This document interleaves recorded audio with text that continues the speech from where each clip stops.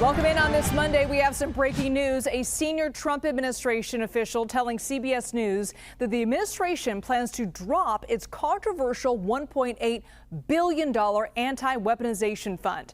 That money would compensate alleged victims who claimed the Biden administration weaponized the government against them. I want to bring in CBS News Chief White House correspondent Nancy Cordes live. Nancy, you've been working your sources on this story. This is quite the turnaround. What have you learned? Liz, our sources say that the administration is stepping back from this controversial $1.8 billion anti-weaponization fund that Democrats had been describing as a political slush fund, and Republicans hadn't been happy about it either. In fact, earlier today, President Trump met with the House Speaker, Mike Johnson, and we know that this fund was on the agenda in part because Senate Republicans were so angry about the plan that DOJ was working on making some changes to the fund to mollify them. Basically, these Republicans, many of whom had felt that their lives were in danger on January 6th and were frustrated by the fact that this weaponization fund appeared to be designed to provide compensation for individuals who were arrested and charged in connection with their role on January 6th. A short time ago, we got a statement from the Department of Justice essentially saying that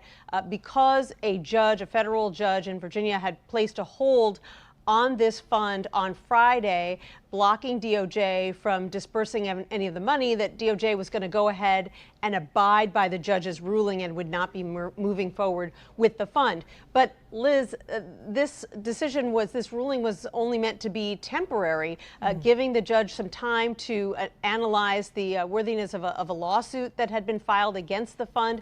And so this does appear to be cover for the administration basically distancing itself from a project that had turned out to be quite controversial. Yes, I'm curious, Nancy, leaning into that, do you find that this, from your sources, are they telling you this is because they thought the Trump administration thought they were going to lose and they were getting so much pushback from both sides of the aisle?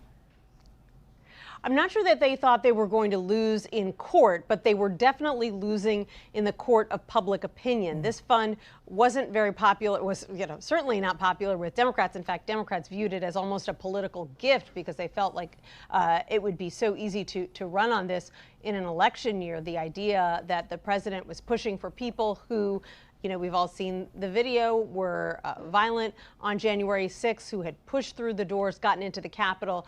The notion that they needed to be reimbursed, they found that laughable. Now, the Trump administration saw it very differently. They felt that even people who played minor roles on January 6th, who had just kind of gone along with the crowd, had the book thrown at them, in some cases had to spend thousands of dollars defending themselves, hiring lawyers. Some of them went bankrupt, and there were a lot of Trump officials who felt that these people deserved some compensation, or at least deserved to be heard out by the Department of Justice. But apparently that is not going to happen, at least not in this form. All right, Nancy Cordes, thanks so much for that update.